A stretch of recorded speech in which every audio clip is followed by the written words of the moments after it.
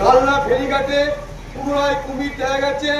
যে সকল যাত্রীরা কালনাঘাট এবং মিশিমোহন ঘাটে স্নানের উদ্দেশ্যে আসছেন তাদেরকে সতর্ক করে বলছি তারা খুব সাবধানে জলে নামবেন, কারণ জলে কুমির দেখা গেছে। জলে স্নান করবেন খুব সাবধানে, কারণ যে কোনো মুহূর্তে একটা ঘটনা ঘটে যেতে পারে। তাই ওপারে যারা স্নান করছেন বা এপারে যারা স্নান করছেন প্রত্যেকেই সাবধানে জলে নামবেন। জলে না নামলেই ভালো হয়। সাবধানে কুমির দেখা গেছে আজকে সকালে।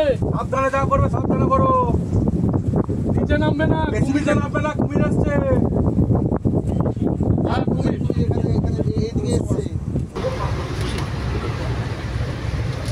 সাবধান সাবধান সাবধান